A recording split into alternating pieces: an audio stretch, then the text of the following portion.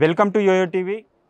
ప్రజాహిత యాత్రలో భాగంగా బండి సంజయ్ గారికి మద్దతుగా నిజామాబాద్ అర్బన్ ఎమ్మెల్యే మరియు Rama Janmabhoomi Teerthakshetra trust Telangana co convener Dhanpal Suryanarayana garu మనతో ఉన్నారు. వారితో మాట్లాడదాం. అన్న నమస్తే. జై శ్రీరామ్. జై శ్రీరామ్. మీరు బండి సంజయ్ గారితో యాత్రలో పాల్గొన్నారు. ఎలా ఉంది ప్రజాస్పందన ఎలా ఉంది? కరీంనగర్ పార్లమెంటుకు ఇన్ఛార్జ్గా నియమించినందుకు ఈరోజు బండి సంజయ్ గారి పాదయాత్రలో పాల్గొనడం జరిగింది. జాతీయ ప్రధాన కార్యదర్శి పార్లమెంటు సభ్యుడు ఈరోజు పాదయాత్ర చేస్తూ ఉన్నాడు. ఆయన ప్రజా సంగ్రామ యాత్ర పేరుతో 1000 కిలోమీటర్ల పాదయాత్ర చేసిన అనుభవం తనకున్నది. దేశవ్యాప్తంగా నమో ప్రధానమంత్రి నరేంద్ర మోడీ గారి ఎక్కడ చూసినా అక్కడ కమలం భారతీయ జనతా పార్టీ. ముఖ్యంగా జనవరి 22 రోజున ఏదైతే అయోధ్యలో బాలరాముడి ప్రాణప్రతిష్ఠ తర్వాత దేశంలో నలుమూలల కూడా రామనామ జపము, దాంతోపాటు 500 సంవత్సరాల తర్వాత లక్షలాది మంది కరసేవకుల ప్రాణత్యాగంతో అయోధ్యలో ఆ ప్రతిష్ఠా కార్యక్రమాన్ని చూసి మేమందరం కూడా మా జీవితంలో ధన్యులమైనమని ఈ తరం ప్రజలందరూ కూడా అనుకుంటా ఉన్నారు. దానికి మూల కారణమైన మన ప్రియతమ ప్రధాని నరేంద్ర మోడీ గారు ఈ కొద్ది నెలల్లో పార్లమెంట్ ఎలక్షన్ తప్పకుండా గతం 2019లో 303 సీట్లకు, పార్లమెంట్లో మోడీ గారు కూడా 370 సీట్లు అని చెప్పడం జరిగింది. ఎన్డీఏకు 400 సీట్లు. కరీంనగర్ పార్లమెంట్ నియోజకవర్గం సిట్టింగ్ ఎమ్మెల్యే గౌరవ బండి సంజయ్ గారు ఈసారి గెలవడం 100% గ్యారంటీ, మెజార్టీతో గెలవాలని. ఎందుకంటే తన కష్టజీవి, ఏ పని చేపట్టినా కానీ తను పూర్తిగా విజయం తీరాల వైపు తీసుకెళ్లే స్వభావం ఉన్న వ్యక్తి. కింది స్థాయి నుండి ఒక కౌన్సిలర్గా తన రాజకీయ జీవితం ప్రారంభించి ఈరోజు మాజీ తెలంగాణ అధ్యక్షుడిగా, పార్లమెంట్ సభ్యుడిగా తెలంగాణ ప్రజల మనసు దోచుకున్న వ్యక్తి. గెలవడం 100% ఖాయం. భారీ మెజార్టీ కోసమే ఈ పాదయాత్ర. నేను గెలుస్తున్నాని ఊరికే కూర్చుండే వ్యక్తి తన స్వభావం కాదు.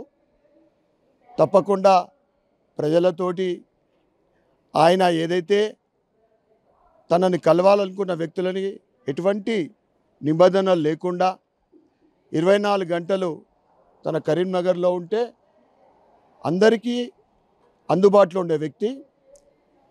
ఈ నిన్న ప్రారంభించిన ఆయన పాదయాత్ర విజయవంతం కావాలని, భారీ మెజార్టీతో గెలవాలని నేను మనస్ఫూర్తిగా కోరుకుంటా ఉన్నా. ఓకే, రామ జన్మభూమి ఇప్పుడు బాలరాముని ఈ దర్శనం కొరకు ఎటువంటి ఏర్పాటు చేశారు? కార్యకర్తలకు కావచ్చు, మిగతా భక్తులకు కావచ్చు. అద్భుతమైన ప్రణాళిక తయారైంది. అయోధ్య బాలరాముడి దర్శనం కోసం దేశ నలుమూలల నుండి రెగ్యులర్ ట్రైన్స్ కాకుండా ప్రతి పార్లమెంటు నియోజకవర్గానికి 2 ట్రైన్లు ఆల్రెడీ ఒక వారం క్రితము ట్రైన్స్ మొదలైనవి. ఆ ట్రైన్లో పార్లమెంటు నియోజకవర్గంలోని 7 నియోజకవర్గాల నుండి ప్రతి నియోజకవర్గకు 200 మంది రామభక్తులు అయోధ్యకి వెళ్తూ ఉన్నారు. అక్కడ ఏదైతే రాముడి ప్రతిష్ఠ కన్నా ముందు రోజు 1,00,000 మంది రామభక్తులు వస్తారని ఎక్స్పెక్ట్ చేస్తే ఇప్పుడు 2 నుంచి 3 లక్షల మంది రామభక్తులు రావడం జరుగుతూ ఉంది. అక్కడ నా భూతో నా భవిష్యత్ అనే విధంగా అందరికి కూడా దర్శనం అవుతూ ఉంది.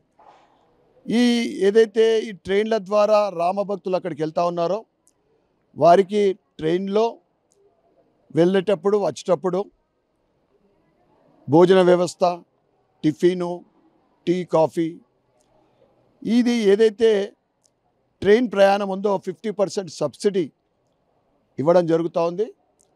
ప్రజలందరూ కూడా నరేంద్ర మోడీ గారికి ధన్యవాదాలు చెప్పుకుంటూ ఉన్నారు. అక్కడికి వెళ్ళిన తర్వాత అద్భుతమైన వ్యవస్థ ఉంది.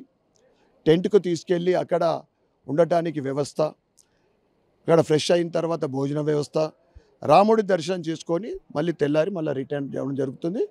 ఇప్పుడు రిటర్న్ వచ్చే వాళ్ళు చాలా సంతోషంగా ఉన్నారు. ఎక్కడ ఎవరికి ఇబ్బందులు కలుగుతలేవు. ఓకే, ఈ రామ జన్మభూమి నిర్మాణం కావచ్చు, దీన్ని ఒక బీజేపీ పార్టీ వ్యవహారంగా తీసుకున్నది కాబట్టి కాంగ్రెస్ పార్టీ అటెండ్ కూడా కాలేదు. వారికి ఆహ్వానించినప్పటికీ కూడా అటెండ్ కాలేదు. దీనిపైన మీ స్పందన? మనం అందరము హిందువులుగా జన్మించినందుకు చాలా గర్వంగా ఫీల్ కావాలా. మరి కాంగ్రెస్ అధ్యక్షురాలు కానీ, మాజీ అధ్యక్షురాలు రాహుల్ గాంధీ కావచ్చు, ప్రియాంక గాంధీ కావచ్చు, అనేక సందర్భాల్లో చూస్తూ ఉంటాం. అప్పుడే హిందువులుగా అవుతారము, అప్పుడే క్రిస్టియన్లుగా, అప్పుడే ముస్లింలుగా. ఈ అవతారాలు వేసిన వాళ్ళు ఎట్లా వెళ్తారండి? అంత ధైర్యం ఉందా? రాముడి దర్శనం చేసుకునే ధైర్యం? అంత ధైర్య సాహసాలు చేయరు. ఈరోజు భారతీయ జనతా పార్టీ 10 సంవత్సరాల ముందు ఏదైతే కేంద్రంలో ప్రభుత్వం ఏర్పడ్డదో, పురాతన సంస్కృతి పునరాగమనం, ప్రపంచంలోనే ఒక అద్భుతమైన సంస్కృతి సాంప్రదాయాలకు నిలయమైన భారతదేశం మళ్ళీ మోడీ గారి ప్రభుత్వంలో మనం అన్నీ కూడా అద్భుతమైన అప్పటి ఆలయాలు కానీ, పురాతన కట్టడాలు కానీ, చారిత్రాత్మక కట్టడాలు కానీ పునర్వైభవం పొందుతూ ఉన్నాయి. ఎందుకంటే సెక్యులర్ పేరు మీద గత ప్రభుత్వాలు, యూపీఏలో కాంగ్రెస్ కానీ ఏ ప్రభుత్వం అయినా కానీ, వారు సెక్యులర్ పేరు మీద మన ఆలయాలపైన చిన్న దృష్టి ఉండేది. ఇప్పుడు భారతీయ జనతా పార్టీ క్రెడిట్ కాదు. సుప్రీంకోర్టు తీర్పు ద్వారా ఎటువంటి అవకతవక లేకుండా, ఎటువంటి డిస్టర్బెన్స్ లేకుండా అద్భుతమైన రామాలయం నిర్మాణం జరిగింది. దేశవ్యాప్తంగా కోట్లాది మంది వెళ్తూ ఉంటే కాంగ్రెస్ వాళ్ళకు గిట్టక, వాళ్ళకు ఓర్వలేక, ఎందుకంటే భారతీయ జనతా పార్టీ రోజు రోజుకు దేశంలో పటిష్టంగా ముందుకెళ్తూ ఉంది, అది ఎదుగుతూ ఉంది. ఖచ్చితంగా ఈసారి 370 పార్, और एक बार మోడీ సర్కార్, इस बार 370 పార్. ఎందుకంటే ఇవాళ ప్రధానమంత్రి నరేంద్ర మోడీ గారు భారతదేశ ప్రధాని అయిన ప్రపంచ నాయకుడిగా ఎదుగుతూ ఉన్నారు. ఆయన ఏదైతే వికసిత్ భారత్ 2047 వరకు భారతదేశాన్ని విశ్వగురువు స్థానానికి తీసుకెళ్ళటానికి గత 10 సంవత్సరాల క్రితం ప్రధానమంత్రి అయిన తర్వాత అహర్నిశలు కష్టపడతా ఉన్నాడు. 18 గంటలు పనిచేసే తన 10 సంవత్సరాలు ఒక్క లీవ్ కూడా తీసుకోలేదు. ఆయన హాయంలో ఈరోజు భారతదేశం అన్ని రంగాల్లో ముందుకు తీసుకెళ్తా ఉంది. ఇన్ఫ్రాస్ట్రక్చర్, రోడ్లు కానీ, రైల్వేస్ కానీ, రక్షణ రంగం కానీ, అన్ని వర్గాల ప్రజలు, యువకులు కానీ, మహిళలు కానీ, రైతులు కానీ, అందరి గురించి ఆలోచించే వ్యక్తి. తప్పకుండా ఈసారి మళ్ళీ మోడీ ప్రభుత్వం రావడం ఖాయం. తెలంగాణలో 17 సీట్లలో అత్యధిక స్థానాలు భారతీయ జనతా పార్టీ కైవసం చేసుకుంటుంది. దాంట్లో కరీంనగర్ ఎంపీ బండి సంజయ్ గారు కానీ, నిజామాబాద్ ఎంపీ అరవింద్ ధర్మపురి గారు కానీ అత్యధిక మెజార్టీతో గెలవడం ఖాయం. రామాలయ విషయానికి వస్తే హిందువుల కళ అయోధ్యలో రామ మందిరం నిర్మాణం జరిగింది. నెక్స్ట్ జ్ఞానవాపి అంటున్నారు, మళ్ళీ కృష్ణ మందిర్ మధురలో అంటున్నారు. అవి మీ అంచనా ప్రకారం ఎప్పుడు నిర్మాణం కాబోతున్నాయి? మీరు కూడా ఆ జ్ఞానవాపికి వెళ్ళి చూస్తే మనకు అర్థమవుతుంది. మందిర నిర్మాణాలు ఏ విధంగా ఉంటాయో ప్రతి ఒక్కరికి భారతీయ దేశ పౌరుడికి తెలుసు. ఆ గోడలపైనే మస్జిద్ కట్టింది ఉంటుంది. ఎందుకంటే వాళ్ళ పరిపాలనలో, వాళ్ళ దుష్ట పరిపాలనలో అనేక ఆలయాన్ని కూల్చివేసి మందిరాలు నిర్మించుకున్నారు. బాబ్రీ మసీద్ అని అన్నారు. పురావస్తు శాఖలో ఏం తేలింది? ఒకప్పుడు అది ఆలయం అనేది తేలింది. ఇప్పుడు కూడా జ్ఞానవాపి అక్కడ అనేక దశాబ్దాల తర్వాత పూజా కార్యక్రమాలు మొదలైనవి. తప్పకుండా ప్రపంచంలో ఏకైక భారతదేశము. ఈరోజు భారతదేశ సంస్కృతి సాంప్రదాయాలు ఏ విధంగా అంటే, ప్రపంచ దేశ నాయకులు భారతదేశం లేకుంటే మా దేశంలో సంస్కృతి సాంప్రదాయాలు ఈ విధంగా ఉండేవి కావు, భవిష్యత్తులో ఉండేయని ముక్తకంఠం చెప్తా ఉన్నారు. ఆస్ట్రేలియా ప్రధాని మోడీ మా బాస్ అంటాడు. ఇంగ్లాండ్ ప్రధాని కానీ, అమెరికా ప్రధాని కానీ, అధ్యక్షులు కానీ వాళ్ళంతా కూడా మోడీకి వాళ్ళు కూడా ఫాలోవర్స్గా అవుతూ ఉన్నారు, అభిమానిస్తూ ఉన్నారు. కనుక పురాతన ఆలయాలని మళ్ళీ పునర్నిర్మించుకోవడం అనేది అంటే ఈ మన కాన్సెప్ట్. ఇది మన కాన్సెప్ట్. వాళ్ళ కాలంలో వాళ్ళు గూలగొట్టుకున్నారు. అన్యాయం అది. కొత్తగా నిర్మించిన మస్జిద్లకు ఎవరు ముట్టుకోరు. కాదన్న, ఇప్పుడు ఈ పునర్నిర్మాణానికి ఇన్ని శతాబ్దాలు ఎందుకు టైం పడుతుంది అంటారు? ఫుల్ ప్లెడ్జ్గా భారతీయ జనతా పార్టీ అధికారంలోకి వచ్చింది 10 సంవత్సరాల క్రితము. అంతకుముందు అటల్ బిహారీ వాజ్పేయి గారు ఎన్డీఏ ప్రభుత్వం ఉండేది. ఆయన పాలనలో ఈరోజు మనం national highways Kashmir to Kanyakumari కానీ 4 ways 6 ways చూస్తున్నామంటే ఆయన ఆయంలో అనేక సంస్కరణలు చేసిన మహానుభావుడు ఆయన. ఇప్పుడు అంతకుముందు ఏదైతే కాంగ్రెస్ పరిపాలనకు సుమారు 55-60 సంవత్సరాలలో సెక్యులర్ పేరు మీద ఒక వర్గానికే కొమ్ము కాయడము అది జరిగింది. ఎవరైతే మెజారిటీ ఇక్కడ ఉందో ఓటు బ్యాంకు కోసమో వాళ్ళకు కొమ్ము కాసి వాళ్ళని భుజాల మీద ఎక్కించుకొని భజన చేస్తూ ఉంటే ఈరోజు ప్రజలు, హిందువులు, ముఖ్యంగా మెజారిటీ భారతదేశంలో ఉన్న హిందువులు, 85% ఉన్న హిందువులు వీరిని ఎప్పుడు కూడా పట్టించుకోలేదు. సెక్యులర్ పేరు మీద ఎప్పుడు కూడా దూరం ఇచ్చారు. పురాతన మందిరాలను పునర్నిర్మించుకోవడం అనేది మన కాన్సెప్ట్, మన ఎయిమ్, అది మన ఉద్దేశం. తప్పకుండా కాశీలో జ్ఞానవాపి కానీ, మథురలో శ్రీకృష్ణ దేవాలయం కానీ, ఇంకా అనేక దేవాలయాలు తప్పకుండా ఏదైతే మనము ఉజ్జయిని చూసినాం కనీవినెరుగని రీతిలో, ఇవాళ కాశీలో శివుడి ఆలయం జ్ఞానవాపి కన్నా ముందు ఇప్పుడున్న ఆలయం కూడా అద్భుతమైన చేంజెస్ జరిగినాయి అక్కడ. అయోధ్యనైతే ఇప్పుడు కేవలం 3 ఎకరాలలో అది నిర్మాణం జరిగింది. మొత్తం పూర్తి కావడానికి రాబోయే ఇంకా 5 సంవత్సరాలలో పూర్తిగా 95 ఎకరాలు అయిన తర్వాత ప్రపంచంలోనే అతిపెద్ద ఆధ్యాత్మిక కేంద్రం కాబోతా ఉంది అయోధ్య వరకు ఓకే, జ్ఞానవాపి కూడా త్వరలో కాబోవచ్చు. కాకపోతే ఇప్పుడు ప్రధానంగా తెలంగాణ దేవాలయాల పరిస్థితి ఏముంది? ఇప్పుడు పక్కనే ఉన్న వేములవాడ తీసుకున్నట్టయితే రోడ్డు వెడల్పు కార్యక్రమం జరగట్లేదు. అక్కడ అదనపు వసతి గదులు లేవు. భక్తులు అనేది ప్రైవేటు గదిలోకి వెళ్తే ఎక్కువ డబ్బులు చెల్లించాల్సిన పరిస్థితి ఉంది. కొండగట్టు దేవాలయం తీసుకున్నట్టయితే అక్కడ ఆడవారు ధర్మగుండంలో స్నానం చేసిన తర్వాత బట్టలు మార్చుకోవడానికి కనీసం ఒక క్యాబిన్లు లేని కూడా పరిస్థితి ఉంది. అంటే ఎందుకు తెలంగాణలో దేవాలయాల పరిస్థితి ఎందుకు ఇలా ఉంది? అందుకే బీఆర్ఎస్ ప్రభుత్వాన్ని తుక్కుగా ఒడగొట్టిండ్రు. నేనే మొగోని, నేనే తెలంగాణ తెచ్చిన, నాకు తిరుగులేదు అనే అహంకారపు పోకడ, మితిమీరిన కరప్షన్, కబ్జాలు, వాళ్ళ అబద్ధపు మాటలు, తెలంగాణ సాధించినని చెప్పిన అని బొందబెట్టిండ్రు, పాతిపెట్టిండ్రు. ఆయన దృష్టి కేవలము పబ్లిక్లో, మీడియాలో హైలైట్ కావాలి. ఒక యాదగిరి గుట్టని 100 కోట్లు, ఎక్కడైతే పార్కింగ్ గంటకు 500 రూపాయలు చొప్పున వాళ్ళ పని అంతా అదే ఉంటుందండి. మార్పు రావాలని తెలంగాణ ప్రజలు కూడా కోరుకుంటా ఉన్నారు. భారతీయ జనతా పార్టీ ప్రభుత్వం రావాలని కోరుకున్నారు. మొన్నటి ఎలక్షన్లో, 3 నెలల క్రితం జరిగిన ఎలక్షన్లో 6% ఉన్న Bharatiya Janata party vote bank 14% అయింది. గతంలో 18లో 105 స్థానాలలో డిపాజిట్ కోల్పోతే ఇప్పుడు 8 స్థానాలు గెలిచినాం, 19 స్థానాలలో రెండవ స్థానం, 55 పై స్థానాలలో డిపాజిట్ దక్కింది. అంటే ప్రజలందరూ కూడా కోరుకుంటా ఉన్నారు భారతీయ జనతా పార్టీ ప్రభుత్వం రావాలని.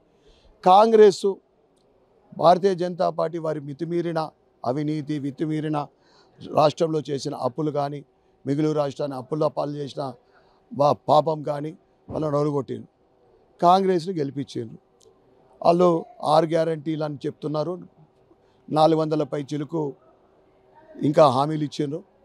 ఏదైతే వెంటనే మేము అధికారం చేపట్టిన తర్వాత మేము రైతులకు 2 లక్షల రుణమాఫీ ఒకే మొత్తంలో చేస్తామని చెప్పారు, ఒకేసారి చేస్తామని చెప్పారు. అదేవిధంగా యువకులకు 4,000 రూపాయలు ఈ అన్ఎంప్లాయీస్కు ఇస్తా అని చెప్పారు, నిరుద్యోగ భృతి అని చెప్పారు.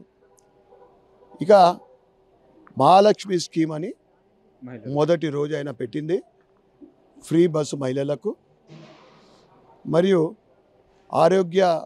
రాజీవ్ ఆరోగ్యశ్రీ 10 లక్షల రూపాయలు చేసిండు.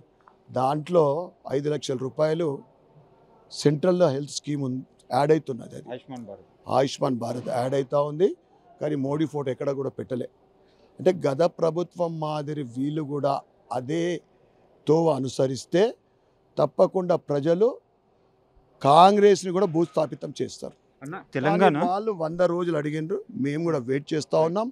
మహాలక్ష్మి స్కీమ్లో ఏదైతే 500 రూపాయలకు సిలిండర్లు ఇవ్వాలని, ప్రతి మహిళకు 2,500 రూపాయలు ఇవ్వాలి అని ఏదైతే వాళ్ళు చెప్పిన మాట, అప్పుడే మహాలక్ష్మి స్కీమ్ కంప్లీట్ అవుతుంది. అది ఇన్కంప్లీట్. మహాలక్ష్మి స్కీమ్ మేము అమలు చేసినాం అనేది అది అబద్ధం మాట. 200 యూనిట్ల ఉచిత కరెంటు, గృహలక్ష్మిలో ఇవన్నీ కూడా చేస్తేనే అప్పుడు ఫీల్ అయ్యింది. నిన్నటి బడ్జెట్లోనైతే వాళ్ళు ఇచ్చిన హామీల గురించి ప్రత్యేకంగా ఏదైతే అమౌంట్ అయితే వాళ్ళు అలాట్ చేయలేదు, ఓట్ అన్ అకౌంట్ బడ్జెట్ అని చెప్పిండ్రు.